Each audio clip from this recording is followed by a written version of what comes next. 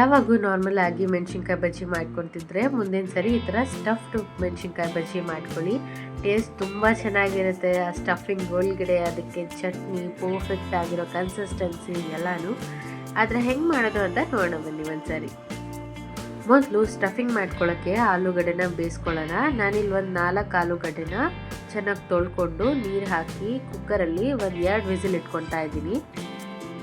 ಅದ್ರ ಜೊತೆಗೆ ಒಂದು ಅರ್ಧ ಸ್ಪೂನ್ ಉಪ್ಪು ಹಾಕ್ಕೊಂಡಿರಿ. ಇವಾಗ ಬೇಯಿಸಿರೋ ಆಲೂಗಡ್ಡೆನ ಸಿಪ್ಪೆ ತೆಗೆದು ಈ ಥರ ಸ್ಮ್ಯಾಶ್ ಮಾಡ್ಕೊತಾ ಇದ್ದೀನಿ.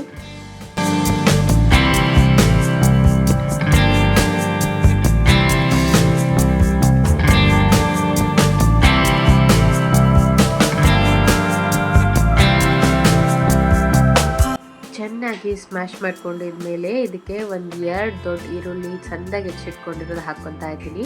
ಅದ್ರ ಜೊತೆಗೆ ಕೊತ್ತಂಬರಿ ಸೊಪ್ಪು 1 ಕೈ ಹಿಡಿಯಷ್ಟು ತೊಗೊಂಡು ಹಾಕ್ಕೊಂಡಿದ್ದೀನಿ.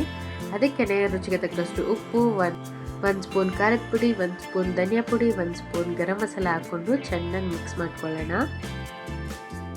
ಚೆನ್ನಾಗಿ ಒಂದ್ಸರಿ ಕಲಿಸ್ಕೊಂಡ್ರೆ ಮೆಣಸಿನ್ಕಾಯಿ ಬಜ್ಜಿಗೆ ಸ್ಟಫಿಂಗ್ ರೆಡಿ. ಇವಾಗ ಬಜ್ಜಿ ಮೆಣಸಿನ್ಕಾಯಿನ ನಾವು ಉದ್ದುದ್ದ ಕಟ್ ಮಾಡ್ಕೊಳ್ಳೋಣ. 1 ಮೆಣಸಿನ್ಕಾಯಿನ 2 ಭಾಗದಾಗಿ ಕಟ್ ಮಾಡಿ ಇಟ್ಕೊತಾ ಇದ್ದೀನಿ. ಅದರೊಳಗಡೆ ಇರೋ ಬೀಜಗಳು ಪೂರ್ತಿ ತೆಕ್ಕೋಬೇಕು, ಅದಿದ್ರೇ ತುಂಬ ಖಾರ ಕೊಡುತ್ತೆ. ಒಂದು ಬಿಡದೆ ಸರಿಯಾಗಿ ತೆಕ್ಕೊಳ್ಳಿ.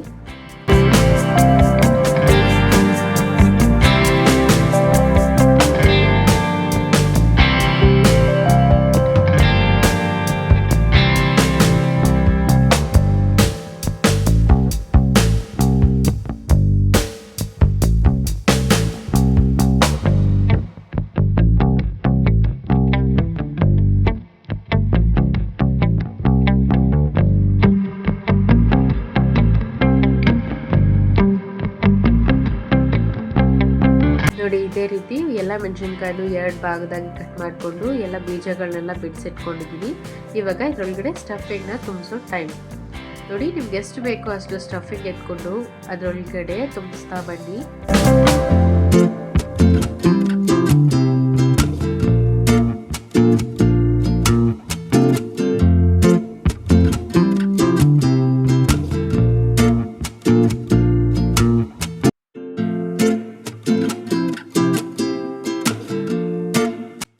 ಇವಾಗ ಎಲ್ಲ ಮೆಣಸಿನ್ಕಾಯಿಗೂ ಆಲೂಗಡ್ಡೆ ಸ್ಟಫಿಂಗ್ ತುಂಬಿಸಿ ಇಟ್ಟಿದ್ದೀನಿ. ಯಾಕಂದರೆ ನಾವು ಕರ್ಕೋಬೇಕಾದ್ರೆ ಒಂದೊಂದೇ ಸ್ಟಫಿಂಗ್ ಮಾಡಿ ಕರ್ಕೊಳ್ಳೋದು ಕಷ್ಟ ಆಗುತ್ತೆ, ಸೀದೋಗ್ಬಿಡುತ್ತೆ ಒಲೆ ಮೇಲಿರೋದು.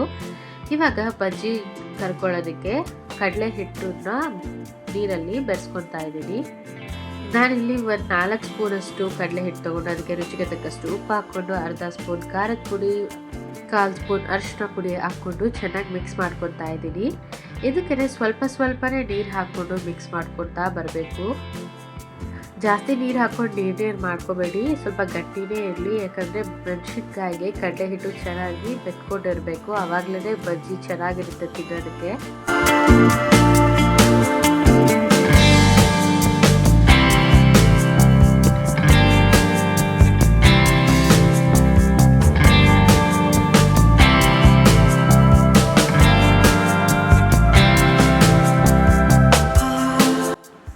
ನೋಡಿ, ಈ ಕನ್ಸಿಸ್ಟೆನ್ಸಿಯಲ್ಲಿದ್ದರೆ ಸಾಕು, ಬಜ್ಜಿ ಚೆನ್ನಾಗಿ ಬರುತ್ತೆ ಮೆಣಸಿನ್ಕಾಯಿಗೆ ಮೆತ್ಕೊಂಡು.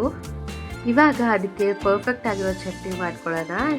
ಒಂದು ಮಿಕ್ಸಿ ಜಾರ್ಗೆ 1 ಕೈ ಹಿಡಿಯಷ್ಟು ಕೊತ್ತಂಬರಿ, 1 ಕೈ ಹಿಡಿಯಷ್ಟು ಪುದೀನ, 1 2 ರಿಂದ 3 ಹಸಿಮೆಣಸಿನ್ಕಾಯಿ, ರುಚಿಗೆ ತಕ್ಕಷ್ಟು ಉಪ್ಪು, ಸ್ವಲ್ಪ ಅರಿಶಿನ, ಸ್ವಲ್ಪ ನೀರು ಹಾಕ್ಕೊಂಡು ರುಬ್ಕೊಳ್ಳೋಣ. ಇಷ್ಟೇ ನೋಡಿ, ಸಿಂಪಲ್ ಆಗಿ ಬಜ್ಜಿಗೆ ಗ್ರೀನ್ ಚಟ್ನಿ ರೆಡಿ. ಚಟ್ನಿನ ನಾವು ಮೊದಲು ಮಾಡ್ಕೊಬಿಟ್ಟಿದ್ರೆ ಬಿಸಿ ಬಿಸಿ ಬಜ್ಜಿ ಕರೆದ ಮೇಲೆ ತಿನ್ನೋಕ್ಕೆ ಚಟ್ನಿ ರೆಡಿ ಆಗಿರುತ್ತಲ್ವ, ಅದಕ್ಕೇನೆ.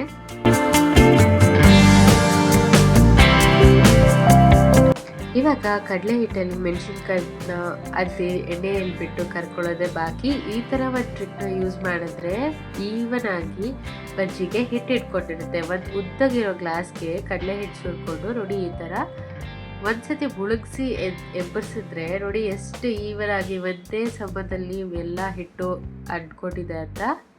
ಇದೇ ರೀತಿ ಎಲ್ಲ ಬಜ್ಜಿಗಳನ್ನು ಆಯಿಲಲ್ಲಿ ಫ್ರೈ ಮಾಡ್ಕೊಂಡು ಬರೋಣ.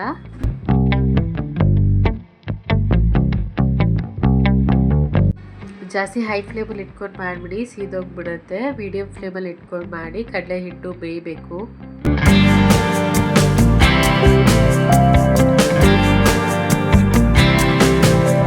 ನೋಡೋದಲ್ಲ ಎಷ್ಟು ಈಸಿಯಾಗಿ ಪರ್ಫೆಕ್ಟಾಗಿ ಸ್ಟಫ್ಡ್ ಮೆಣಸಿನ್ಕಾಯಿ ಬಜ್ಜಿ ಮಾಡ್ಕೋಬೋದು, ಅದು ಎಷ್ಟು ರುಚಿಯಾಗಿರೋ ಚಟ್ನಿ ಜೊತೆಗೆ. ನೀವು ಒಂದ್ಸರಿ ಇದೇ ರೀತಿ ಮನೇಲಿ ಮಾಡಿ ಹೇಗೆ ಬಂತು ಅಂತ ಕಮೆಂಟ್ ಮಾಡಿ ಹೇಳಿ. ರೆಸಿಪಿ ಇಷ್ಟ ಆಗಿದ್ರೆ ಲೈಕ್ ಮಾಡಿ, ಶೇರ್ ಮಾಡಿ, ಕಮೆಂಟ್ ಮಾಡಿ. ಮುಂದೆ ಬರೋ ರೆಸಿಪೀಸ್ನ ಮಿಸ್ ಮಾಡ್ಕೋಬಾರ್ದು ಅಂದರೆ ಸಬ್ಸ್ಕ್ರೈಬ್ ಮಾಡಿ, ಬೆಲ್ ಐಕಾನ್ನ ಪ್ರೆಸ್ ಮಾಡಿ. ನೋಡಿ ಆ ಸ್ಟಫಿಂಗ್ ಎಷ್ಟು ಚೆನ್ನಾಗಿ ಕಾಣಿಸ್ತಿದೆ. ತಿನ್ನಬೇಕಾದ್ರೆ ಅಂತೂ ತುಂಬ ಚೆನ್ನಾಗಿರುತ್ತೆ. ನೀವು ಒಂದ್ಸರಿ ಟ್ರೈ ಮಾಡಲೇಬೇಕು. ಅದು ಸಾಯಂಕಾಲ ಟೈಮಲ್ಲಿ ಏನಾದರೂ ಸ್ನ್ಯಾಕ್ಸ್ ತಿನ್ನಬೇಕು ಅನಿಸಿದ್ರೆ ಒಂದ್ಸರಿ ಮಾಡಿಕೊಡಿ ನಿಮ್ಮ ಮನೆಯಲ್ಲಿ. ಎಷ್ಟು ಚೆನ್ನಾಗಿ ಇಷ್ಟಪಟ್ಟು ತಿಂತಾರೆ.